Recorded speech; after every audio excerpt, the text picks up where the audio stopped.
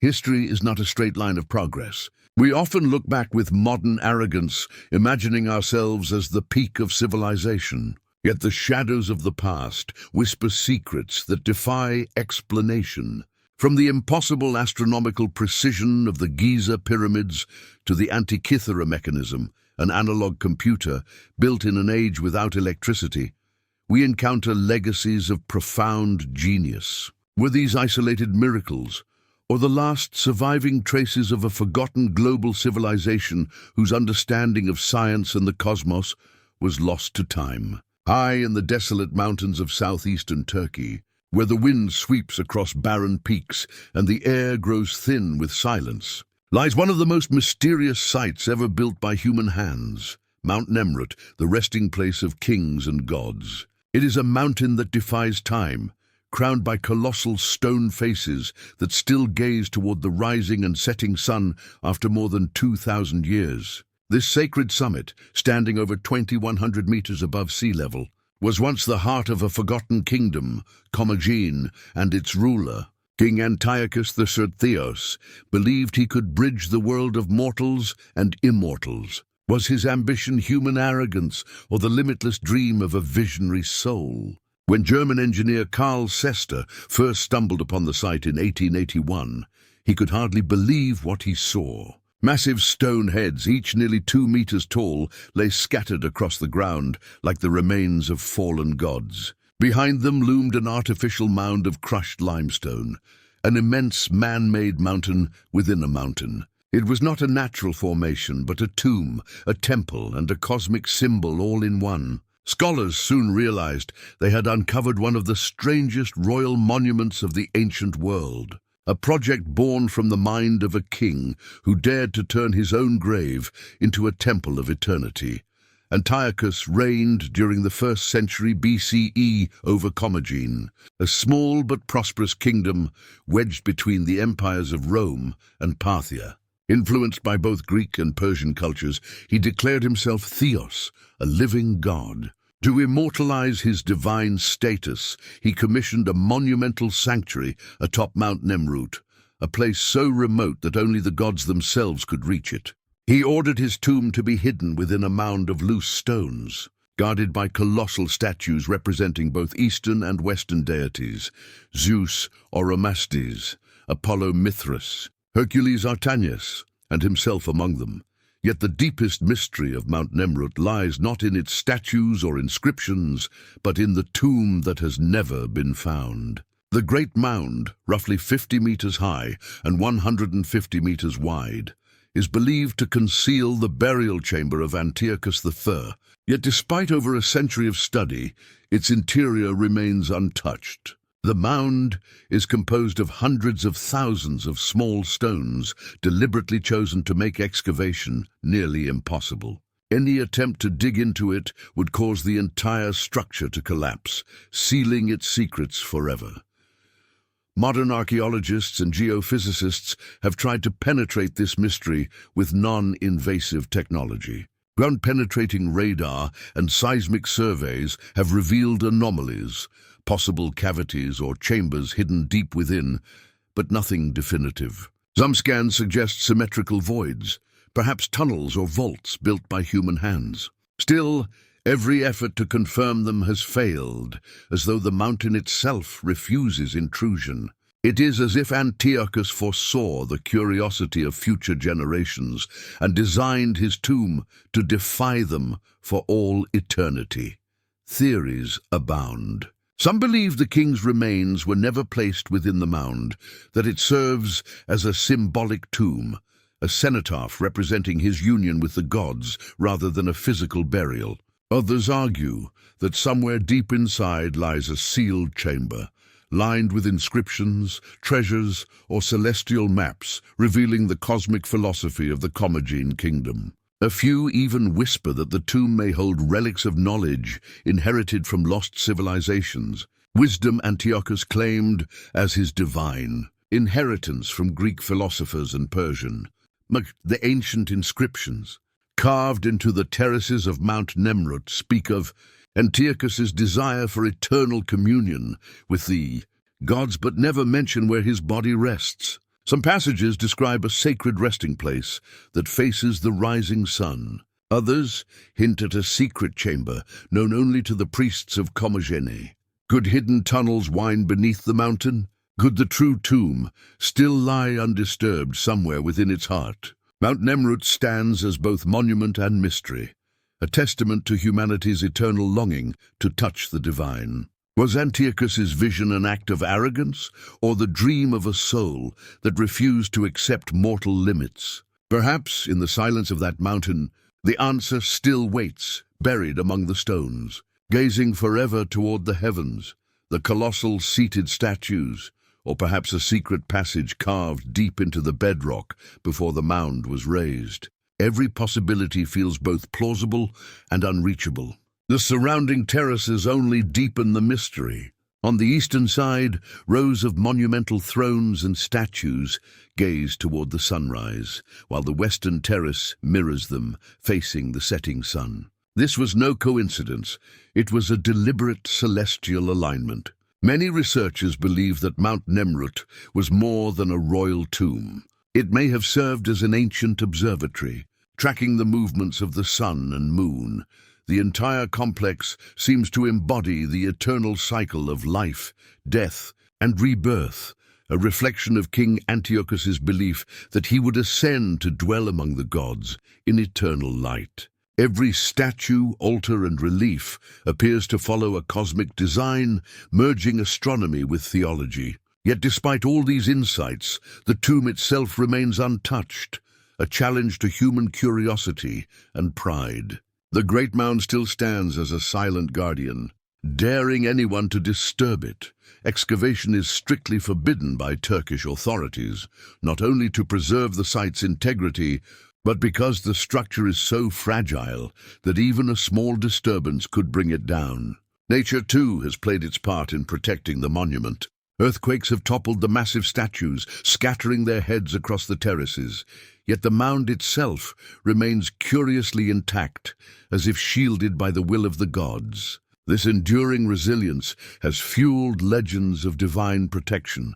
Locals whisper of a curse upon those who would dare to open the tomb, that Antiochus and his gods would unleash their wrath upon any who defile their sanctuary. Indeed, early 20th century expeditions reported strange misfortunes, failed equipment, sudden storms, and mysterious injuries that drove explorers back down the mountain. Whether coincidence or something more, these tales have only strengthened Mount Nemrut's reputation as a sacred and forbidden place. But beyond superstition lies something far deeper, a philosophical beauty. Antiochus the built Mount Nemrut, not merely as a tomb, but as a monument to human ambition. It was a place where a man sought to carve his name into eternity, to merge heaven and earth, east and west, mortal and divine. The mound may hide his body, but the surrounding sculptures immortalize his vision. Each stone is a declaration of faith that the human spirit, no matter how small, can reach toward the stars, and that death cannot silence the will to be remembered. Those who climb to the summit at dawn or dusk still feel that power. As the first light of the sun touches the weathered faces of the statues, the mountain seems to awaken. The broken heads cast long shadows across the terraces, and for a fleeting moment it feels as though the gods of Comagene have risen once more. Standing there, high above the clouds, one understands why Antiochus chose this place, a peak that seems to brush against eternity itself. Today, Mount Nemrut stands as a UNESCO World Heritage Site, admired as both an engineering marvel and a timeless riddle. Scholars continue to study it, and travelers continue to wonder. Yet its heart remains sealed, a perfect metaphor for humanity's eternal pursuit of knowledge, always reaching, never quite touching the divine. The silence of the tomb speaks louder than any discovery could. Perhaps some secrets were meant to remain hidden. Perhaps Antiochus achieved what he desired most, immortality through mystery. For as long as no one opens his tomb, the world will continue to imagine what lies within: treasure, scrolls, or perhaps nothing at all. And in that eternal question, in the space between knowledge and faith, Mount Nemrut will forever reign as one of the greatest enigmas of the ancient world. Would you dare to open the tomb of Antiochus if you had the chance? Or would you let it rest, guarding its secrets for eternity? Across the golden sands of Abu Ghurab, just north of Abu Sir, another ancient wonder lies almost forgotten, a monument rarely shown in documentaries or tourist guides, yet no less extraordinary. The sun temples of Nusair, built more than 4,400 years ago, are not mere relics of faith, but coded testaments to Egypt's deep understanding of the cosmos. While the Great Pyramids of Giza stand as the world's enduring symbols of Egyptian genius, few have heard of the mysterious Sun Temple of Nusair, the last and most complete of its kind. Dedicated to Ra, the sun god, the complex served as both a spiritual center and a scientific marvel. To the ancient Egyptians, the sun was not merely light, it was life itself, the power governing birth, death, and renewal. If these ancient builders could truly align their monuments with such precision, channeling sunlight with almost mathematical perfection, how did they achieve it more than 4 millennia ago? Without modern instruments? Was it pure observation, advanced astronomical knowledge, or the echo of a lost technology from an age long forgotten?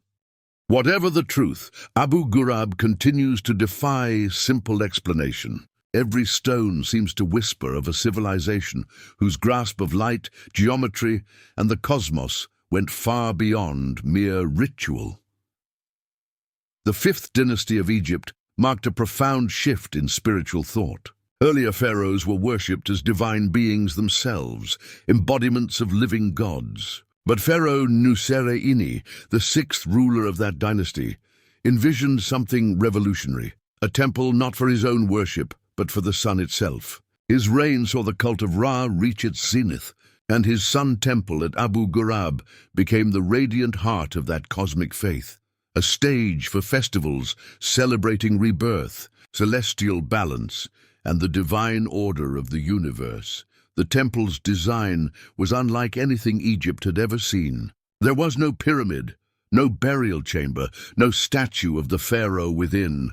Instead stood an immense obelisk, rising from a flat base representing the Ben stone, the mythical point of creation where the first light touched the earth. Around it stretched open courtyards, sanctuaries offering tables and alabaster basins, all meticulously arranged to interact with sunlight in ways that continue to astonish modern engineers. What makes Abu Ghurab so extraordinary is its astronomical precision. Every wall, platform, and pathway aligns with the sun's movements. During the summer solstice, sunlight travels directly along the temple's central axis, illuminating the main altar in a perfect beam from the horizon. In winter, the alignment shifts, yet the light still strikes specific walls or carvings with mathematical accuracy. Such precision suggests the Egyptians possessed an advanced understanding of solar declination and seasonal movement, concepts that would not be formally described by modern astronomy until millennia later.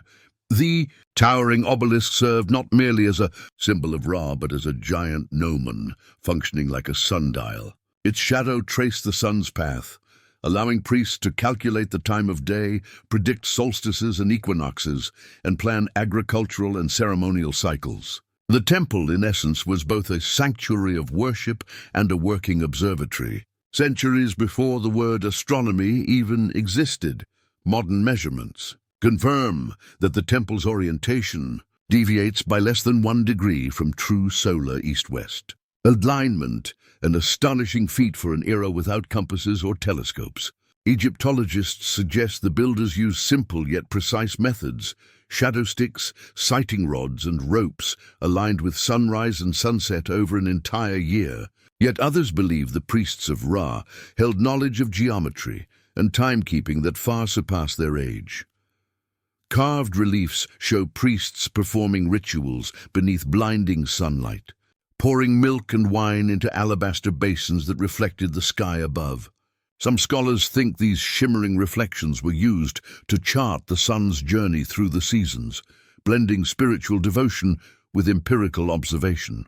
At dawn, when the first light of the sun struck the obelisk's polished limestone tip, a brilliant beam descended into the courtyard, bathing the alabaster altar in gold. Archaeologists have noted that on specific days each year, this beam aligned perfectly with the horizon, creating the illusion that the sun itself rested upon the earth.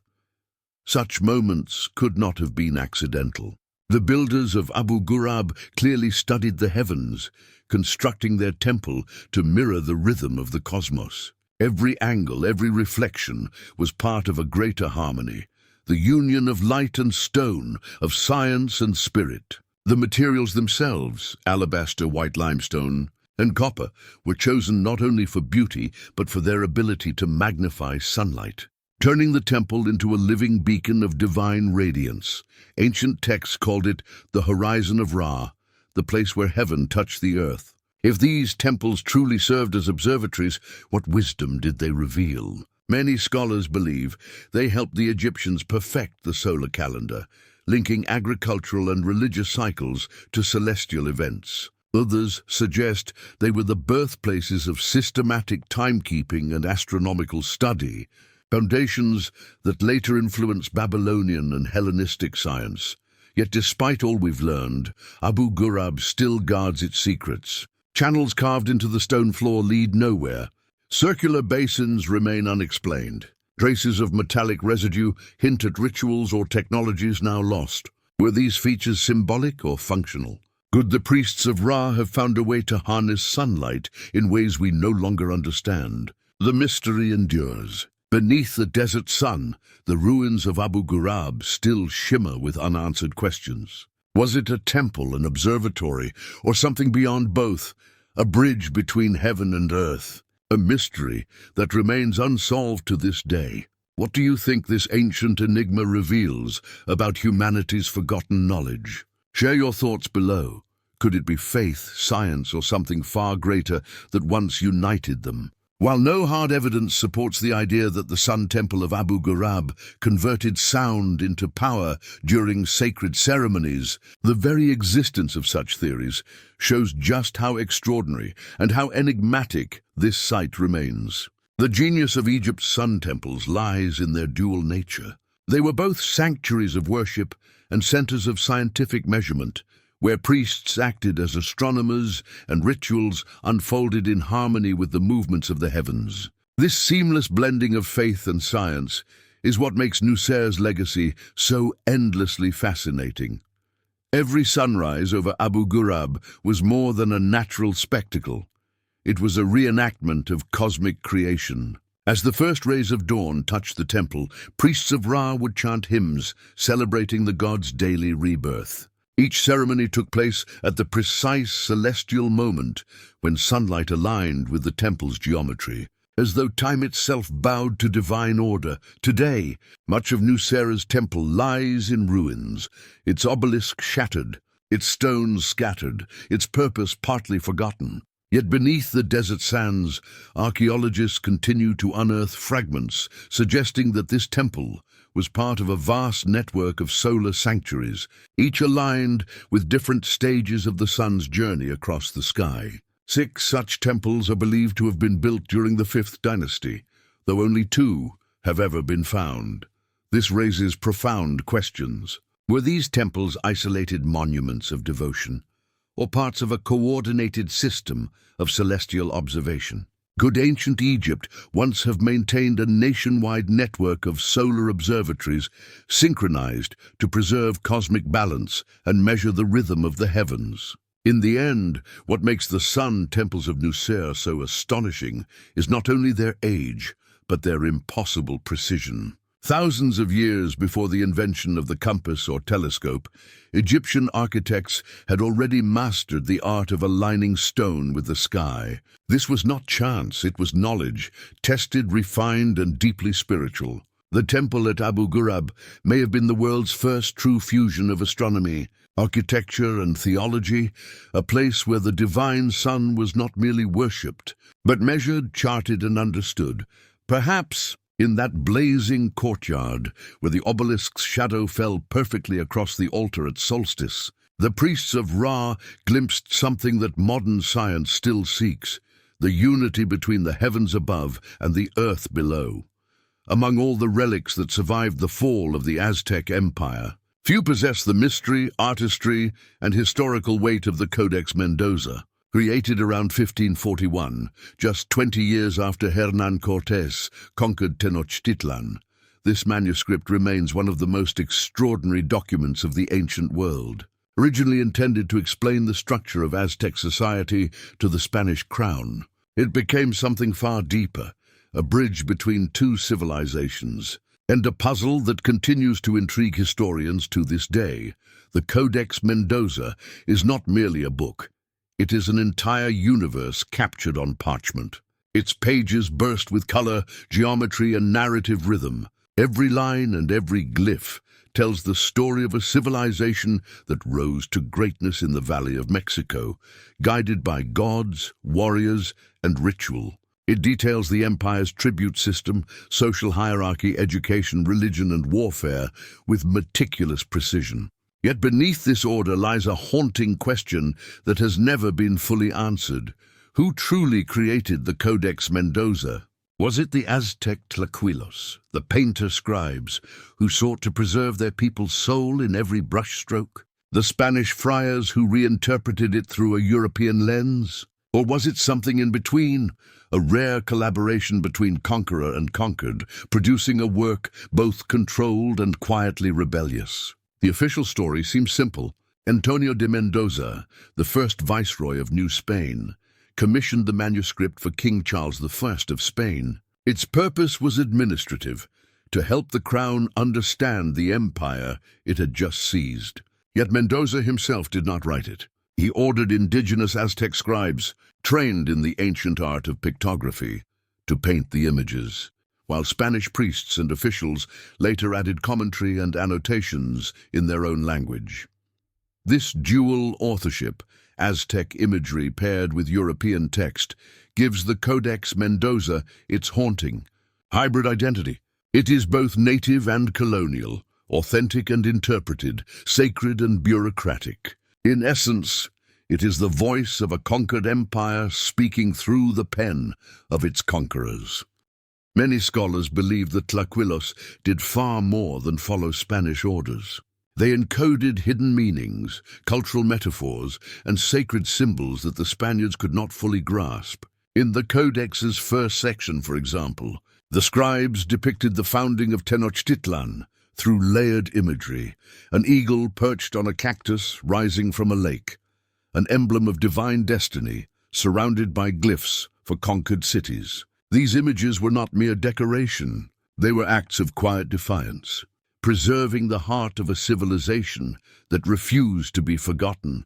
Who do you believe truly authored the Codex Mendoza? The Aztec scribes who embedded their spirit into every brushstroke, the Spanish priests who sought to control the narrative, or both? Share your thoughts below.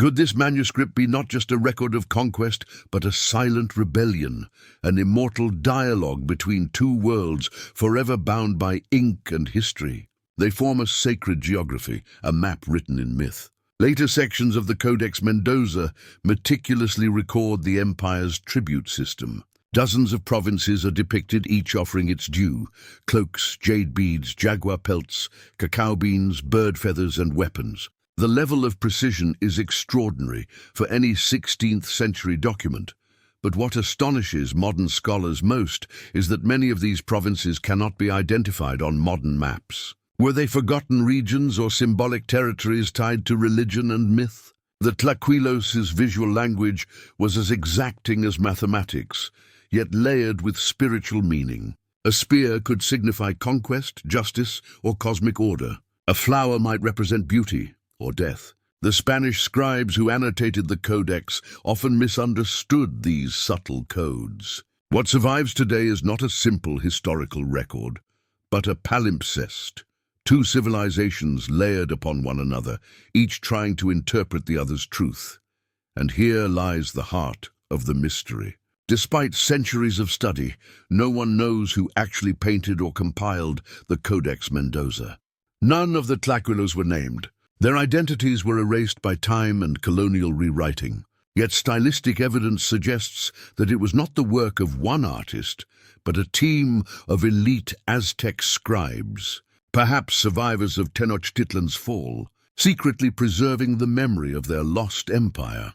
Some historians believe the manuscript may have been adapted from an earlier pre-conquest state record, now lost, an administrative chronicle of Aztec tribute and governance. If so, the Codex Mendoza would represent the last surviving echo of the empire's official archives, a near-mythical remnant of Aztec statecraft. Others suggest that the Tlacuilos deliberately transformed their art into a quiet act of resistance. They knew their world was ending, yet through their symbols and pigments, they ensured that its soul would endure. In this light, the Codex Mendoza becomes more than a colonial report. It is a coded farewell, a final message from a conquered civilization disguised as a bureaucratic document for the Spanish king. Its glyphs conceal prayers, its margins hide fragments of ancestral wisdom. It is the last voice of Tenochtitlan, speaking across centuries of silence. Modern technology has revealed even more. Multispectral imaging and pigment analysis show that certain colors used in the codex were unavailable after the Spanish conquest, hinting that the materials came from pre-Hispanic sources. Some glyphs appear to have been altered or painted over. Faint underdrawings suggest that the original layout may have been rearranged, perhaps censored, before being finalized. These clues point to a provocative theory, that the Codex Mendoza we know today is not the original version at all, but a reconstruction, a carefully edited copy shaped by Spanish friars to make it acceptable for European eyes. If that is true, then somewhere, lost, hidden, or destroyed, there may once have existed a prototype, a purely indigenous manuscript that recorded the unfiltered worldview of the Aztecs before colonization. Even after its creation, the Codex's journey was as dramatic as its contents. In 1542, it was placed aboard a ship bound for Spain, but before it reached its destination, French pirates seized the vessel and looted its cargo. The manuscript vanished for decades, passing through unknown hands. When it resurfaced in France late in the 16th century, scholars noticed changes, annotations in different inks, missing pages, and inconsistencies in iconography. From there it traveled to England, perhaps even to Egypt, before finally finding refuge in Oxford's Bodleian Library, where it rests today. For nearly a century, the Codex Mendoza drifted in obscurity. No one knows who possessed it, studied it, or perhaps copied it. Was it hidden by collectors, traded among scholars, or secretly replicated, leaving multiple versions scattered across Europe? This lost chapter in its history adds yet another layer to its enigma. The Codex Mendoza is not merely a record of a vanished civilization. It is itself a survivor, scarred by conquest, exile, and rediscovery. Within its pages, we see the pulse of a brilliant world. Children learning discipline, warriors earning honor, priests offering sacrifice, merchants crossing deserts and jungles with tribute for their emperor. Each page breathes with life, order, and artistry, and yet the faces of its creators are gone. The names of the Tlacuilos, the painter-philosophers who once captured the universe in pigment and line, were never written down. Their voices have faded, but through their art, their world still speaks. It is as if the Aztec scribes deliberately erased their own names, allowing the Codex Mendoza to speak not as the work of individuals, but as the collective voice of an entire civilization. Perhaps that was their true intention, to let their art become the soul of a people. Far from the ruins of Tenochtitlan, deep within the emerald labyrinth of the Ecuadorian Amazon, lies another mystery that continues to haunt modern explorers, the legend of the Metal Library, hidden beneath the remote Taos Cave. For decades, this supposed collection of metallic books has fascinated adventurers, scientists, and dreamers alike. Some call it the last relic of a lost super-civilization. Others whisper that it is a vault of alien knowledge buried long before human history began. What makes this mystery so compelling is not only the claim that such a library exists, but the question at its heart: who created it and why? If rows of engraved metal plates truly lie beneath the jungle, filled with knowledge far beyond their time, who were their makers? A forgotten ancient people, visitors from the stars, or our own ancestors, whose genius we have long underestimated? In 1969, an Argentinian-Hungarian explorer named Juan Morich announced an extraordinary discovery in southern Ecuador, a vast subterranean network called the Cueva de los Tallos, or Cave of the Oil Birds, deep within. He claimed to have seen rows of metallic plates engraved with strange symbols, maps, and figures unlike any known language on Earth. Morich described the find as a library made of metal, containing the lost history and science of an ancient civilization. He said he was guided there by members of the indigenous Shuar tribe, who revered the cave as sacred, a repository of knowledge from the stars. His claims stunned the scientific community. How could a library of metal books exist in one of the most inaccessible places on Earth? If true, it could rewrite the entire history of civilization. The story captured global attention when, in 1976, Neil Armstrong, the first man to walk on the moon, joined a large British-Ecuadorian expedition to explore Tallos Cave. The team, composed of scientists, engineers, soldiers, and explorers, mapped the underground system with military precision, descending hundreds of meters through narrow shafts into vast chambers of cathedral-like proportions. What they found only deepened the mystery. The cave was immense, with smooth walls and rectangular passages that appeared too geometric to be natural. Some surfaces looked machine-cut, with right angles and polished floors that seemed deliberately carved. And yet, there was no trace of the metal library. Had it been removed, hidden deeper underground, or was it a myth protected by the Shuar people? Armstrong himself never publicly discussed what he saw, a silence that only added fuel to the legend, according to Morich and his supporters, among them the controversial author Erich von Däniken. The metal library was composed of hundreds of thin, metallic plates made from an unknown alloy.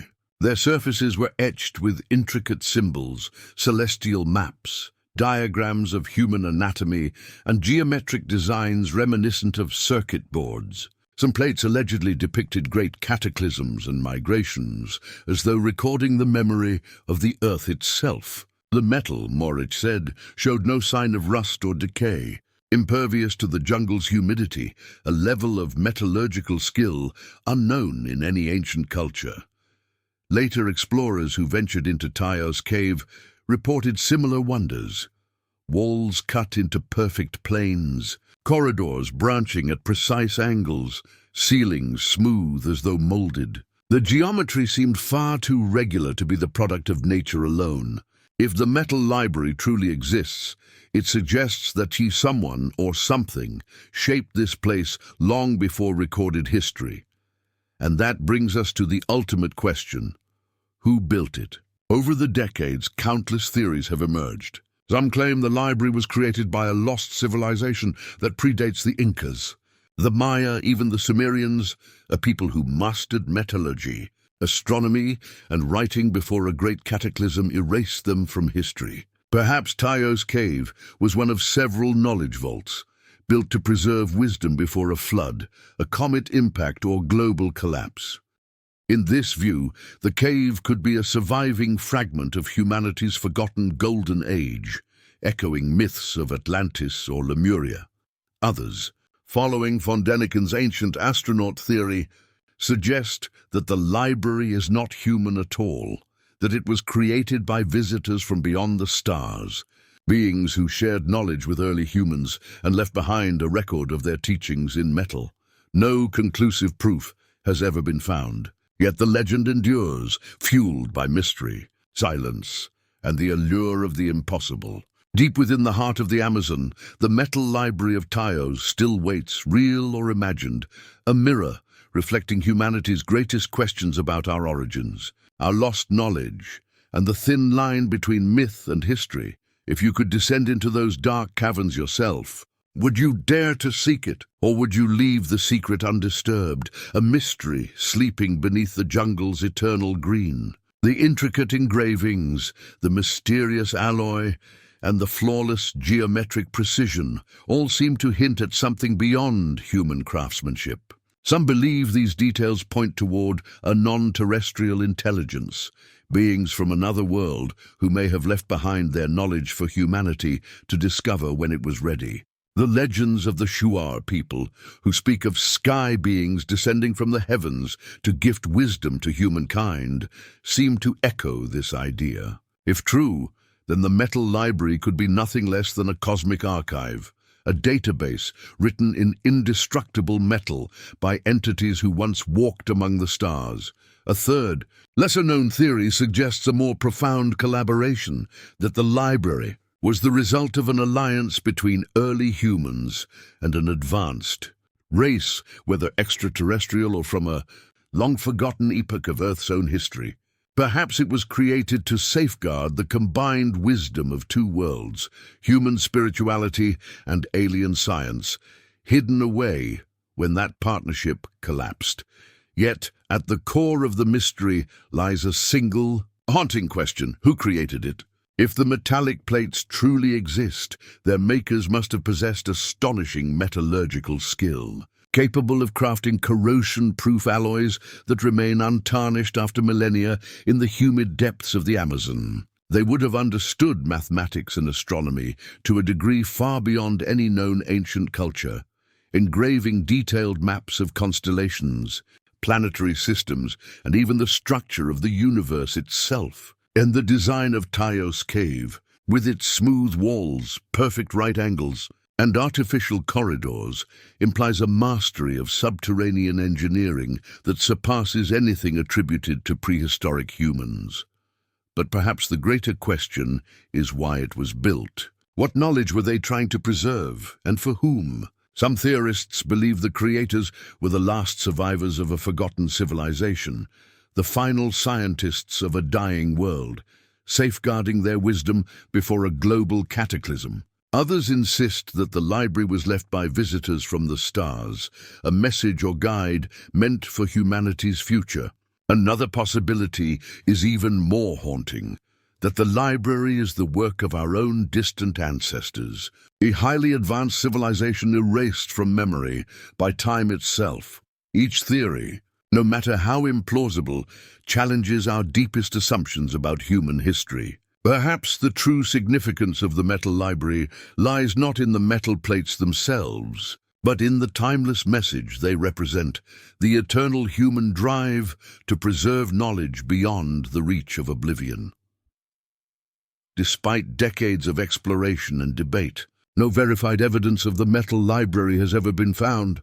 The 1976 British Ecuadorian expedition, which included Neil Armstrong, remains the most extensive investigation of Tyos Cave. Yet even with its scientific precision, nothing conclusive was uncovered. Most researchers today dismiss the story as a myth born from misinterpretation and exaggeration. But others remain unconvinced. They argue that the real library may still be sealed within uncharted depths, hidden behind collapsed tunnels or beneath underground rivers, places untouched for tens of thousands of years. Even now, large portions of the Tyos system remain unexplored. The Ecuadorian government restricts access to protect the region, and satellite scans have revealed strange geometric patterns beneath the dense jungle canopy, suggesting that the underground labyrinth could be far larger than anyone imagined. Yet no one knows what lies in its darkest chambers, and so the question endures: who built the metal library, and what knowledge does it guard? Was it a warning, a record, or a gift to the future? Until someone uncovers those elusive metallic pages, the truth will remain one of the greatest enigmas of our planet, beneath the endless sands of the Gobi Desert, where the horizon dissolves into waves of heat and dust. Another mystery sleeps, the lost city of Karakoto, the Black City. For centuries, it lay buried beneath the dunes, its once bustling streets and towering temples reduced to ruins and whispers. Founded in the 11th century by the Tangut Empire, rulers of the enigmatic Western Xia civilization, Karakoto was once a shining outpost along the northern branch of the Silk Road, a beacon of trade, learning and faith within its massive square walls. Nearly 400 meters across and 9 meters high, stood temples, stupas, watchtowers, and bustling markets where silk, spices, and sacred manuscripts changed hands between China, Central Asia, and Persia. But the desert gives as much as it takes. What was once a radiant city of prosperity became a tomb of silence. The same winds that carried merchants' voices now howl through hollow gates. The same sand that buried its enemies eventually swallowed the city itself. What makes Karakoto unforgettable is not only the mystery of its civilization, but the enigmatic tragedy that ended it. Did the Black City fall to war, to famine, or to the vengeance of the desert itself? When the Yuan dynasty collapsed in the 14th century, Karakoto too fell into ruin. In 1372, it was reportedly destroyed by Ming forces, but legends tell of something darker. Some say the Tangut people defied the heavens, practicing forbidden rituals that brought a curse upon their city. Others claim they sealed away sacred relics beneath the sand to protect them from invaders, and in doing so, doomed themselves. Today, Karakoto stands as a ghostly shell beneath the shifting dunes, its crumbling walls casting long shadows at sunset. The desert keeps its secrets well. Was the city's fall a tale of human pride, divine retribution, or something far stranger? What do you think truly happened to the Black City? Was it war, nature, or a curse buried beneath the sands of the Gobi? Perhaps, like the metal library of Ecuador, its truth still sleeps beneath the earth, waiting for the day it will be uncovered. Karakoto faced an invisible doom. Chinese chronicles mention a Ming army sent to reclaim the western frontier, but beyond that, the records fall silent. Legends, however, tell a far darker story, of a siege that lasted for weeks, perhaps months. The Ming forces, determined to erase the last stronghold of the Tangut descendants who had survived Mongol conquest, encircled the city, the Edzin-Gol River. The city's lifeline once flowed beside its walls, feeding its wells and crops. In a ruthless stroke of strategy, the attackers diverted the river, cutting off Karakoto's only source of water. At first, the Tangut citizens must have believed they could endure. The Black City had withstood Mongol raids and the harshest storms of the Gobi. But this was different. This was a slow death, one that came not by the sword, but by thirst.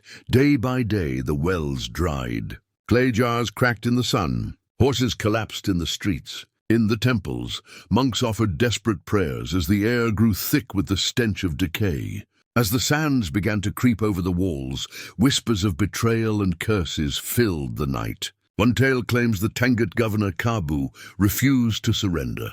When defeat was certain, he killed his family and then himself. Another version says he opened the gates under cover of darkness, allowing the enemy in, only to vanish without a trace.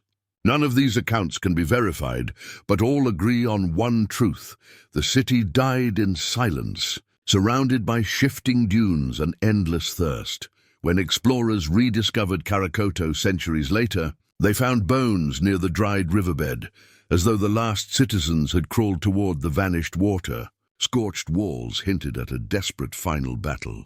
Yet many temples were untouched, their relics preserved, as if the conquerors had left in haste, or something unseen had driven them away. After the fall, the desert reclaimed what remained. Over decades, storms buried the city, turning it into a myth. Nomads avoided the region, calling it Haicheng, the Black City, and warning that it was cursed. Travelers who dared to camp among its ruins reported hearing voices chanting Buddhist sutras in the wind. Others swore they saw ghostly figures walking the ramparts beneath the moon. By the 18th century, Karakoto had disappeared from all maps. It was not until 1908 that Russian explorer Pyotr Kozlov rediscovered the ruins, following rumors of a dead city beneath the dunes. What he found stunned the world.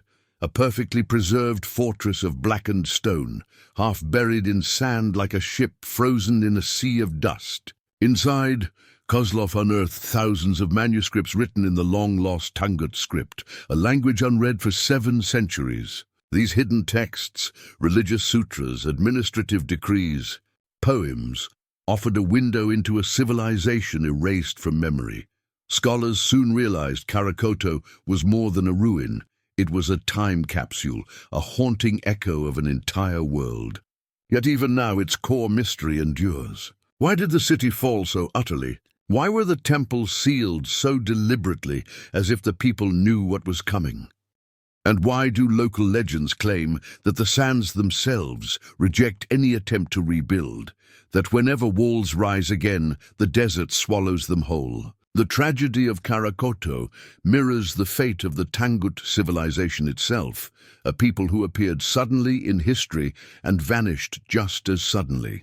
Their art, language, and religion blended Chinese, Tibetan, and Central Asian influences, yet remained distinct, evidence of a uniquely sophisticated culture. They practiced a fusion of Buddhism, Taoism, and animism, leaving behind scrolls painted with strange deities, hybrid figures, half human, half beast. Some archaeologists believe their fall was not merely military, but spiritual, a civilization that lost harmony with the harsh desert it depended on. The Gobi is merciless. A single shift in the river's course, a few seasons of drought, and entire empires can vanish. Perhaps Karakoto's end came not from war or curse, but from the slow hand of nature. Yet to those who perished within its walls, it must have felt like divine punishment. Today, Karakoto stands as both ruin and revelation. Its sun-scorched towers rise from the sand, like the bones of a lost world. The wind that whispers through its gates seems to carry memories of the prayers once spoken there. Travelers still report faint voices on the night air, some say chanting, others the sighs of a city that refuses to die. Beneath the burning sky of the Gobi, the Black City endures, a ghost of stone, forever remembering what it lost. Its rediscovery forever changed what historians knew about the Western Shia. The manuscripts recovered from Karakoto are still studied in museums across Russia and China, revealing fragments of a world once lost to the sands. Yet for all archaeology has uncovered, the city's most haunting truth lies beyond science. Karakoto's fall is more than a historical tragedy. It is a warning etched into the bones of the desert. It reminds us that civilizations do not always end with fire and conquest, but sometimes with silence, with the slow retreat of a river or the shifting of a single dune. Power, faith, and survival are fragile threads, easily unraveled by time. The city's blackened walls still stand, defiant against the Gobi winds. But look closer, and you'll see how the sands have already begun reclaiming them, grain by grain, minute by minute. The same sands that once killed Karakoto now guard its memory, as if the desert itself became both tomb and protector. Somewhere beneath those dunes may still rest sealed temples, unread scrolls, and relics of a vanished people, perhaps even the final record of the Tanguts themselves. Until those remnants are found, Karakoto remains a city between worlds, between history and legend, between death and eternity. In the end, the mystery of the Black City is not only about how it was built or why it fell, but what it tells us about our own impermanence, that no matter how mighty a civilization becomes, it takes only the loss of a single river, a single breath of wind, for time to bury it beneath the sands. Karakoto still waits in silence beneath a sky of burning stars, whispering through the dunes, "Remember us. We were here, we lived. And we died, not by war, but by thirst, across the ancient world, from the high Andes of Peru to the sun-scorched plains of Egypt, from the jungle temples of Cambodia to the megaliths of Turkey. Archaeologists have uncovered something so precise and so out of place that it continues to baffle modern science. The mysterious metal clamps that bind together massive stone blocks carved thousands of years ago. These small, often I or T-shaped fittings appear wedged perfectly into grooves between stones weighing tens of tons. At first glance, they seem like simple joinery, but the deeper one looks, the more they suggest a forgotten technology, and perhaps a forgotten teacher. The story of these anomalous clamps began in South America, among the Cyclopean walls of Ollantaytambo and Sacsayhuaman. Their enormous stones fit so tightly that not even a knife blade can slide between them. In the joints between blocks, faint metallic traces shimmer, not nails, not bolts, but cast metal staples joining the stones. Tests revealed alloys of copper, arsenic, nickel, and silicon, combinations unknown to Andean metallurgists of that era. How could such mixtures have been created without advanced furnaces or precise temperature control? And even if the alloy existed, how was molten metal poured into gaps no wider than a finger without cracking the stone around it? Soon, similar clamps were found elsewhere. In Egypt, they linked the sandstone blocks of Karnak Temple. In India, they appeared in stepwells and ancient fortresses. In Turkey, even the enigmatic site of Göbekli Tepe, dating back more than 11,000 years, shows traces of metallic bonding between pillars. The pattern is global, yet the cultures share no known contact.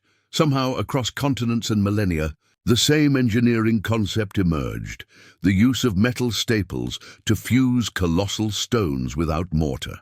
The technique defies easy explanation. Each cavity was carved with mathematical precision, often mirror-aligned across adjoining blocks. The molten metal was poured, cooled, and solidified, locking the structures into seamless unity. Even major earthquakes failed to shatter these walls. Instead, the stones flexed as if alive, moving as a single organism.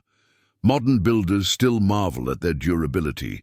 Most modern concrete could not replicate such resilience. Even more puzzling, many of these clamps are made from alloys that should not have existed in their time. Some contain lead mixed with iron or manganese. Others resist corrosion altogether. Spectrometer analysis has even revealed non-native elements, suggesting refined smelting or the use of imported materials. How could societies without written metallurgy or iron furnaces have produced such sophistication? The simplest explanation, coincidence, feels increasingly insufficient. Who then taught the ancients to bind mountains with metal? Was it the work of a lost global civilization, the legacy of ancient gods, or simply the genius of human engineers centuries ahead of their time? The clamps remain silent, but in their silence, they speak of something profound, that our ancestors may have known far more about earth, metal, and time than we dare to imagine.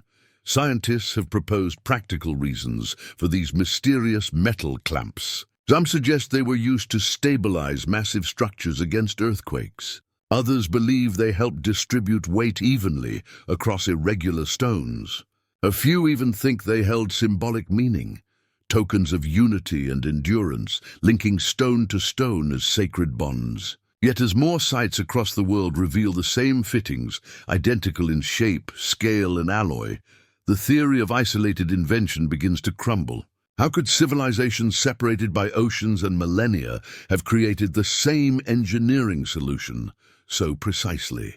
Here the mystery deepens. If these cultures never met, who taught them? Some archaeologists, cautious but intrigued, propose that these clamps might be the fingerprints of a lost global culture, a mother civilization that predated all others. Its technological traces may survive only in stone, its memory preserved in myth. Across continents, stories tell of floods, fires, and gods descending from the sky, echoes perhaps of a forgotten world erased by catastrophe.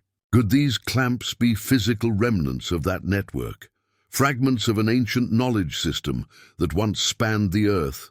Others offer a more conservative view that the technique arose independently, a parallel evolution of engineering driven by similar challenges. But even this explanation falters when confronted with the uncanny uniformity of the clamps. The angles of the grooves, the proportions of width to depth, even the metallurgy, copper arsenic alloys in Peru, lead iron in Egypt, and nearly identical molds in Turkey and India, all match with startling precision. Coincidence begins to strain belief.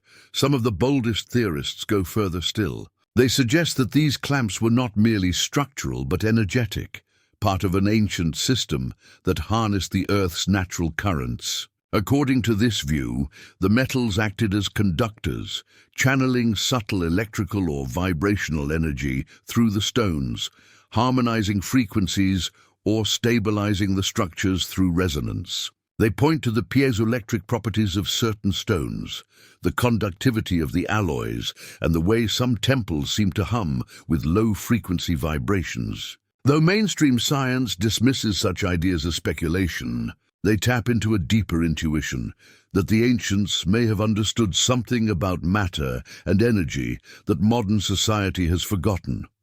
Even if one sets aside these more esoteric theories, the central question remains: who taught them how to do this? According to accepted timelines, metallurgy evolved slowly, from hammered native copper to smelted bronze, to the long progression toward iron and steel. Yet these clamps appear in sites thousands of years older than that technological curve would allow.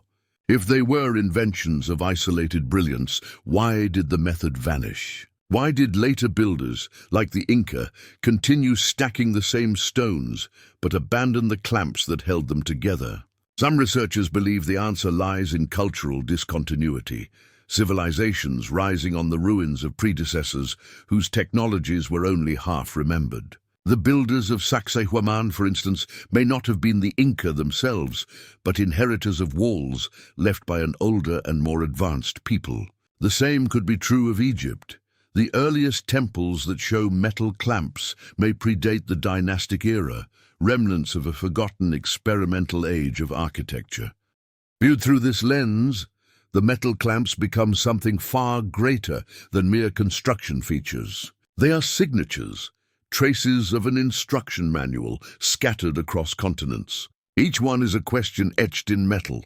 Who were our teachers? Perhaps they were early humans who mastered metallurgy beyond our understanding, their world destroyed by natural cataclysm. Perhaps they were seafarers or astronomers who carried their craft across oceans long before recorded history. Or perhaps the knowledge itself was not entirely human, handed down by those ancient gods who, according to legend, taught humankind to build, to measure, and to dream. Whatever their origin, the pattern is undeniable. Across time and geography, the same architectural logic and metallurgical precision appear again and again, as though humanity once spoke a single, universal technical language, and then forgot it. Our textbooks call it coincidence. The stones, however, seem to disagree. Modern science continues to probe the mystery.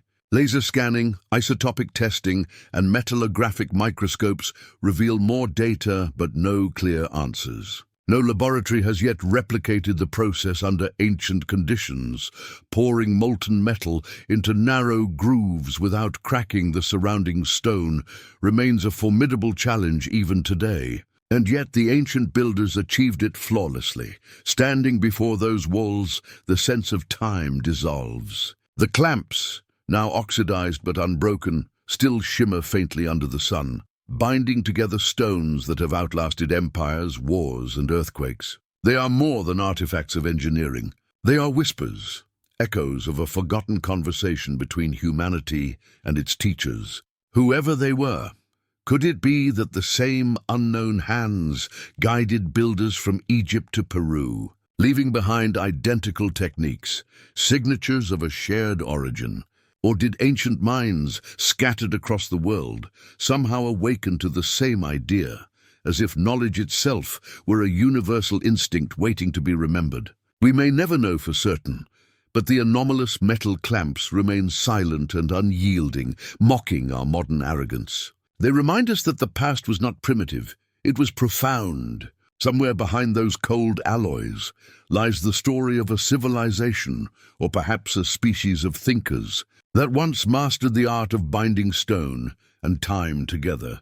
Until we can answer the question, who taught them, Every clamp gleaming between ancient stones will continue to echo across the ages, urging us to listen to the lessons our ancestors left behind, lessons we have not yet learned to read. Stretching across the sun-baked savannas of West Africa, between the borders of Senegal and the Gambia, lies one of humanity's most haunting enigmas, the stone circles of Senegambia. Thousands of standing stones rise from the red laterite earth, their weathered surfaces bearing witness to more than 1,000 years of wind, rain, and silence. Carved and raised by unknown hands, these monoliths have endured for over a millennium, and still, their purpose remains a mystery. From above, the circles appear deliberate, even mathematical, perfect rings of pillars, some slender and tall, others massive and squat, arranged in geometric harmony. There are over 1,000 stone circles, spread across a region more than 350 kilometers long, containing more than 28,000 individual monoliths. Each circle consists of 8 to 25 stones, precisely cut and aligned with remarkable symmetry. Construction began around the 3rd century BCE and continued until the 16th century CE, spanning nearly 2,000 years of continuous effort. What makes these circles so captivating is not just their scale, but their silence. Unlike the megaliths of Europe, the builders of the Senegambian circles left no inscriptions, no carvings, no language to explain their purpose, only the enduring weight of stone and the intuition that they were built to connect earth, life, and the unseen world. If you were to stand at the center of one of these circles under the same vast African sky that guided its builders, what would you feel? Were these stones meant to honor the dead, chart the heavens, or serve as gateways to the spirit realm? Excavations have revealed that beneath several circles lie burial chambers, containing human remains, accompanied by iron spears, pottery, beads, and jewelry. Many skeletons were positioned in ritual postures, curled or facing east, as if awaiting rebirth. This led to the early belief that the circles were sacred cemeteries, monuments to tribal leaders or revered ancestors. Yet not all circles contain graves. Many stand empty, no bones, no ashes, no artifacts. Instead, some are aligned with uncanny precision toward the horizon, their openings facing the rising or setting sun during the solstices. These astronomical alignments suggest a deeper cosmic purpose. Could it be that the circles were observatories of the sky, places where ancient astronomers charted the movement of stars, the rhythm of the seasons, and the cycles that governed life itself? Perhaps they served both roles, burial grounds and celestial sanctuaries, bridging the world of the living and the realm of the ancestors. Across West African traditions, life and the cosmos are inseparable. The stars are seen as the souls of the departed, and the heavens as the eternal village of the dead. Building a circle of stones to mirror the circle of stars above would have been a sacred act, an architecture of belief uniting heaven and earth. Recent studies of the major sites, such as Sininayen and Wasu, reveal that some circles form astronomical patterns, their spacing mirroring the apparent path of the sun and moon. Others align precisely with the cardinal directions, north, south, east, and west, suggesting deliberate design, not coincidence, whether built as tombs, temples, or observatories. The stone circles of Senegambia embody the human desire to find order in the universe, to anchor memory, spirit, and time in enduring form. They stand as quiet witnesses to a truth older than history itself, that long before we measured the stars with machines, we measured them with faith, with geometry, and with stone. At sunrise on the equinox, shafts of light pierce through the narrow gaps between the stones, illuminating a central pillar as if touched by a celestial hand. This breathtaking alignment has drawn comparisons to Stonehenge in England and Nabta Playa in Egypt, sites where megalithic architecture became a calendar of the cosmos. Yet the Senegambian stone circles predate most sub-Saharan monuments, revealing an independent tradition of sky worship. Here, astronomy was not a science to be studied, but a spiritual act, a way of communing with the heavens. Watching the stars was prayer, and the circles were temples, translating the language of the sky into stone. Even today, local elders speak of the stones as the eyes of the ancestors, forever watching the heavens. To them, these circles are not relics, they are living altars, where the rhythm of the stars and the rhythm of human life meet in harmony. Beyond their astronomical and funerary roles lies a deeper, more enigmatic layer. For centuries, the circles have been regarded as sacred and forbidden by the surrounding communities. The Mandinka, Sera, and Jola peoples believe the stones hold powerful spiritual energy. Disturbing them is said to invite misfortune. Some circles are avoided entirely. Others remain active sites of offerings, prayer, and initiation. During the full moon, villagers tell of mysterious lights hovering above the stones, said to be the spirits of the ancestors returning. The air grows still, the animals fall silent, and the people whisper, "The ancient ones are walking again." Even skeptics admit there is something uncanny in the atmosphere. An energy, a presence that no instrument can measure. Perhaps that is why the builders chose the circle. The circle is eternal, without beginning or end, symbolizing the continuity of life, death, and rebirth. Each ring of stones mirrors the cycles of the stars above and the unbroken journey of the soul. The mystery deepens when we consider the technical mastery required to build them. Carved from laterite, one of the hardest stones to shape, the monoliths were quarried from bedrock and transported up to 15 kilometers without the use of metal tools, cranes, or wheels. Some weigh more than 7 tons, yet they stand perfectly upright, arranged with geometric precision. This reveals a highly organized society, one with knowledge of engineering, mathematics, and astronomy, a civilization advanced enough to plan monumental architecture, yet humble enough to leave no written record.